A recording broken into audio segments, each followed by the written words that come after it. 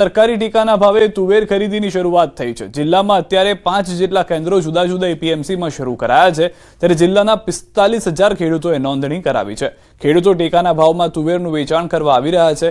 બજાર ભાવ 1300 થી 1500 છે, ત્યારે સરકારી ટેકાનો ભાવ 1600 હોવાથી ખેડૂતોને સારો એવો ફાયદો થઈ રહ્યો છે। આત્મનિર્ભર ખરીદી હોવાથી કોઈ પણ ખેડૂત પોતાની તુવેર ટેકાના ભાવે વેચી શકે છે।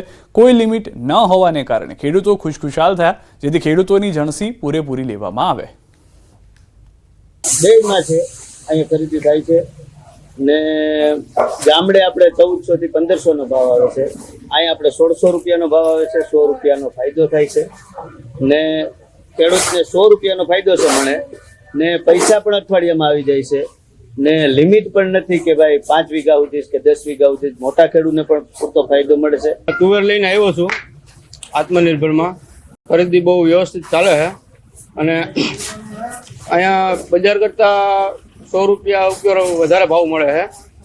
1600 રૂપિયા ભાવ છે, બજારમાં 1450 થી 1500 રૂપિયા લેખે તુવેરનું વેચાણ ચાલુ છે। અત્યારે તુવેરની ખરીદી ચાલુ થઈ છે, એમાં આપણા જિલ્લામાં જૂનાગઢમાં 45,600 જેવા ખેડૂતોની નોંધણી થયેલી હતી।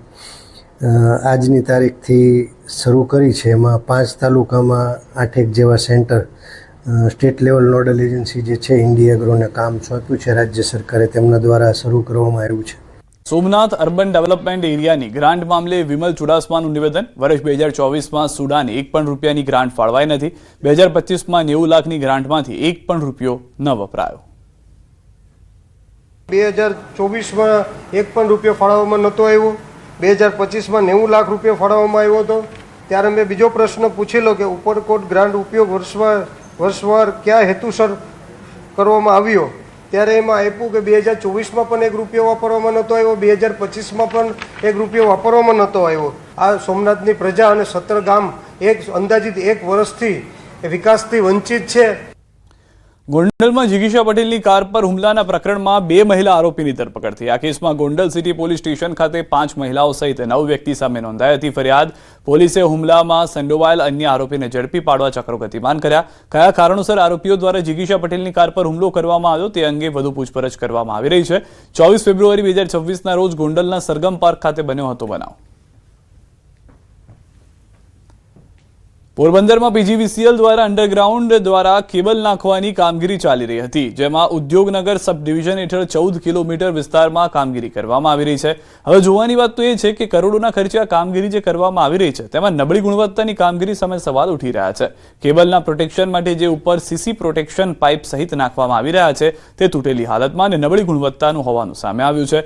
હવે આટલું મહત્વનું કામ અને કરોડોનો ખર્ચ હોવા છતાં પીજીવીસીએલ કેમ આવું ઢીલું અને નબળું કામ ચલાવી રહ્યા છે તે મોટો સવાલ છે, જે પીજીવીસીએલની નીતિ પર પ્રશ્નાર્થ ચિહ્ન ઉપસ્થિત કરે છે। ઉદ્યોગનગર સબ ડિવિઝનમાં અંડરગ્રાઉન્ડ કામગીરી ચાલુ છે, એમાં એમબીસીસી કેબલની જગ્યાએ 185 એક્સએલપી કેબલ નાખવામાં આવે છે ને આપના માધ્યમ દ્વારા મીડિયાના માધ્યમથી જાણવામાં આવ્યું છે, મેં તપાસ કરતા એ લોકો જે કેબલ નાખવા માટેના લેયર બનાવે છે અને જે નબળી ગુણવત્તાનો જે મટીરિયલ આવ્યું છે એને ઉપયોગ નથી કરવાના। સારી ગુણવત્તાવાળો મટીરિયલ ઉપયોગ કરી અને અંડરગ્રાઉન્ડ કામગીરી સારી થાય, રૂટમાર્ક નખાય તેવી સૂચના મારા તરફથી આપવામાં આવેલ છે અને કામગીરી સારી કરવામાં આવશે। ભરૂચ જિલ્લા ભાજપ પ્રમુખ પ્રકાશ મોદીની રજૂઆત રંગ લાવી છે। ઉત્તર વાહિની નર્મદા પરિક્રમાના લગભગ 17 કિલોમીટરનું અંતર ઘટશે। 302 કરોડ 40 લાખના ખર્ચે 2 નવા પુલ બનાવવામાં આવશે, જેને રાજ્ય સરકારે મંજૂરી આપી। રેંગણ ઘાટ રામપુરા ઘાટ પુલ માટે 123 કરોડ 13 લાખ મંજૂર કરાયા, જ્યારે શહેરાવ ઘાટ તિલકવાડા ઘાટ પુલ માટે 179 કરોડ 27 લાખ મંજૂર કરવામાં આવ્યા। નર્મદા જિલ્લાના 11 ગામોના 18,000થી વધુ લોકોને અવરજવરમાં સુવિધા મળશે। વિદ્યાર્થીઓને ચોમાસામાં પણ શાળા કોલેજ પહોંચાડવામાં સરળતા રહેશે। દર વર્ષે ચૈત્ર માસની પરિક્રમામાં આવતા લાખો પરિક્રમાવાસીઓ જે છે તેઓને સમય અને ઈંધણની બચત થશે। 302.40 કરોડના ખર્ચે શહેરાવથી તિલકવાડા અને રેંગણથી રામપરા ના જે બ્રિજની જાહેરાત આ 2 દિવસ પહેલા જ કરી અને એના માટે સમગ્ર નર્મદા પરિક્રમાવાસીઓ અને ગુજરાત, મહારાષ્ટ્ર અને મધ્યપ્રદેશના લોકોને વિશેષ આનંદ થયો છે। મહેસાણા મહાનગરપાલિકાએ મહેસાણા શહેરની મધ્યમાં આવેલ તોરણવાળી માતા ચોક હેરિટેજ બનાવવાની જાહેરાત સાથે આખો પ્રોજેક્ટ બનાવ્યો હતો, પણ સ્થાનિક વેપારીઓના વિરોધ અને રાજકીય દબાણને કારણે આ મહત્વાકાંક્ષી પ્રોજેક્ટ પડતું મૂકીને રદ કરવાની નોબત આવી હતી. પરંતુ સ્થાનિક રહીશો અને તોરણવાળી માતાજી ટ્રસ્ટ દ્વારા તોરણવાળી માતા ચોક હેરિટેજ બનાવવાની પ્રબળ માંગ બાદ હવે ફરી આ મુદ્દો ગરમાયો છે. કે આપણું મહેસાણાનું મહત્વનું સ્થળ સેન્ટ્રલ સ્થળ ગણાય અને મહેસાજી ચાવડાની ત્યાં પ્રતિમા છે, એટલે તોરણવાળી ચોકનો વિકાસ આપણે જેમ શ્રીનગરમાં લાલ ચોકનો વિકાસ થયેલો છે તે રીતે શહેરનું સેન્ટર બને, સમગ્ર નાગરિકો ત્યાં આવે, બેસે, એન્જોય કરે એવી વ્યવસ્થાનું એક પ્લાઝાનું આયોજન કરેલું છે. આ આયોજન તત્પૂરતું રોકવામાં આવેલું હતું, પરંતુ પુનઃ ટૂંક જ સમયમાં લગભગ 8 થી 10 દિવસમાં આ કામગીરી શરૂ કરવામાં આવશે અને આગામી 4 થી 6 મહિનામાં સંપૂર્ણ કામગીરી પૂરી થશે. તો પ્રોજેક્ટ રદ કર્યા બાદ તોરણવાળી માતાજી ટ્રસ્ટ દ્વારા આ માંગ જે કરવામાં આવી હતી તે માન્ય હોય તેવું લાગી રહ્યું છે. પ્રધાનમંત્રી નરેન્દ્ર મોદી આગામી 28 ફેબ્રુઆરીએ ગુજરાતની મુલાકાતે આવશે, ત્યારે પીએમ મોદી સાણંદ ખાતે 22,516 કરોડના માઇક્રોન ટેકનોલોજીના અત્યાધુનિક સેમિકન્ડક્ટર પ્લાન્ટનું લોકાર્પણ કરશે. માઇક્રોનના સાણંદ પ્લાન્ટમાં 2000 લોકોની ટીમ કાર્યરત રહેશે. ચીપ ઉત્પાદન ક્ષેત્રે ભારતને વૈશ્વિક સ્તરે નવી ઓળખ આપવામાં આ પ્રોજેક્ટ નિર્ણાયક સાબિત થશે. આ પ્લાન્ટમાં એઆઈ માટે અનિવાર્ય એસએસડી અને રેમ જેવા સ્ટોરેજ ઉપકરણોનું નિર્માણ કરાશે. આ પહેલ દ્વારા અંદાજે 5000 લોકોને પ્રત્યક્ષ રોજગારી મળશે, જેમાં દિવ્યાંગોને પણ સમાન તક આપીને સર્વસમાવેશી વિકાસ પર ભાર મૂકવામાં આવ્યો છે.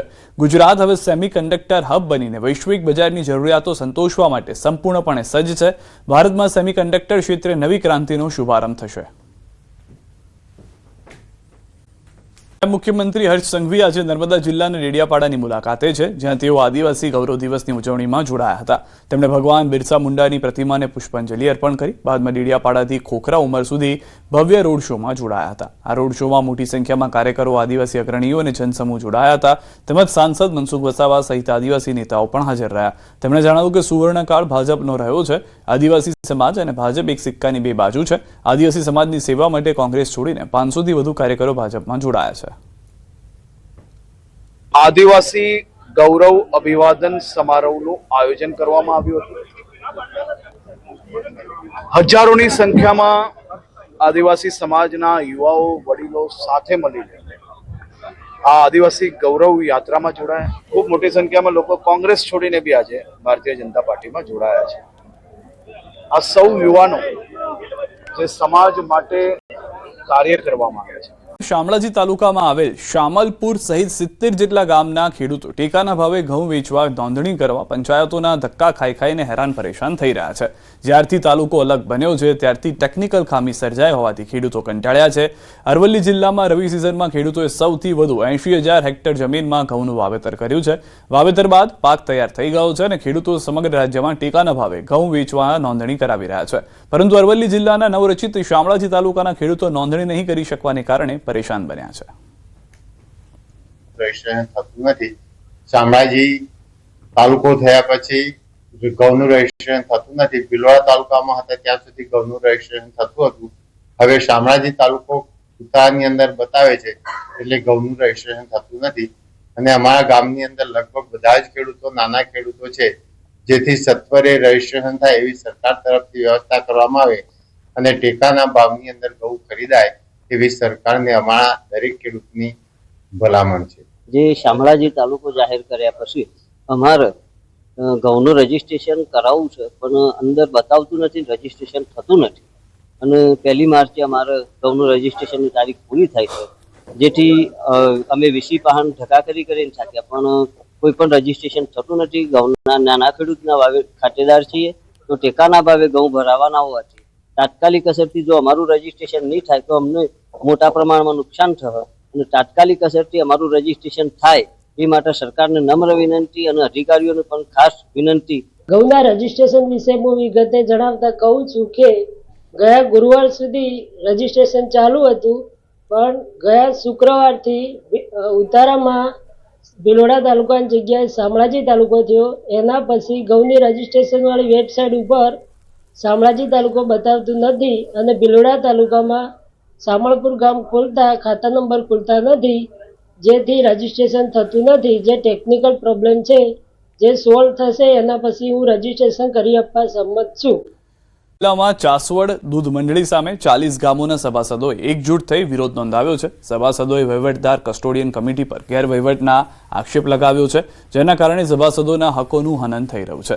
સભાસદોએ દૂધના પૂરતા અને યોગ્ય ભાવ મળતા ન હોવાની ફરિયાદ પણ ઉઠાવી હતી. ખેડૂતો અને દૂધ ઉત્પાદકોને ન્યાય મળે તે માટે દૂધના દરમાં સુધારો કરવાની માંગ ઉઠાવવામાં આવી છે. સભાસદોએ વહેલી તકે મંડળીમાં ચૂંટણી યોજી લોકશાહી રીતે નવી કમિટી રચવા અંગે માંગ કરી છે. આ તમામ માંગણીઓ સાથે સભાસદોના પ્રતિનિધિ મંડળે જિલ્લા કલેક્ટરને આવેદનપત્ર પાઠવી યોગ્ય કાર્યવાહી કરવાની વિનંતી કરી છે. આ મંડળીની અંદર કસ્ટોડિયન કમિટી જે વહીવટ કરી રહી છે તે ગેરવહીવટ છે અને બંધારણીય અધિકાર લેવા માટે આજે અમે માનનીય કલેક્ટર શ્રીને આવેદનપત્ર પાઠવ્યું છે. એમાં અમારી મુખ્ય માંગ છે કે અમને દૂધના પૂરતા ભાવ મળે, વહેલી તકે સભાસદોના ન્યાયમાં હક માટે ચૂંટણી કરવામાં આવે એવી માંગ સાથે અમે આવેદનપત્ર આપવા માટે આવ્યા છીએ. ને લઈને અરવલ્લીના મોડાસા એપીએમસીમાં 3 દિવસ બંધ રહેશે. હોળી અને ધૂળેટીના પર્વ નિમિત્તે હરાજીનું કામકાજ મોકૂફ રાખવાનો નિર્ણય. આગામી સોમવારથી બુધવાર તારીખ 2 થી 4 માર્ચ સુધી માર્કેટિંગ યાર્ડ બંધ. 5 માર્ચને ગુરુવારથી એપીએમસીમાં હરાજીનું કામકાજ ફરી શરૂ થશે. તહેવારોની રજાઓને ધ્યાને રાખીને વેપારીઓ અને ખેડૂતોને અપાઈ છે જાણકારી. પ્રતિનિધિઓ સાથે અધિકારીઓના વ્યવહાર પર સરકારનો પરિપત્ર. અધિકારીઓએ જનપ્રતિનિધિઓ સાથે હવે વિવેકપૂર્ણ વ્યવહાર કરવા સૂચન. મંત્રીઓના પ્રવાસ દરમિયાન ગરિમાપૂર્ણ સ્વાગત કરવા આદેશ અપાયા. કાર્યક્રમના આયોજન વખતે પ્રભારી મંત્રી સાથે સંકલન સાધવા સૂચન. આમંત્રણ પત્રિકામાં જનપ્રતિનિધિઓના નામનો ઉલ્લેખ ફરજિયાત કરવા સૂચન. અધિકારીઓએ મુલાકાતીઓને રાહ જોડાવ્યા વિના તુરંત જ સાંભળવા તાકીદ. પ્રોટોકોલના નિયમોનો ભંગ કરનાર અધિકારીઓ સામે પગલાં લેવામાં આવશે.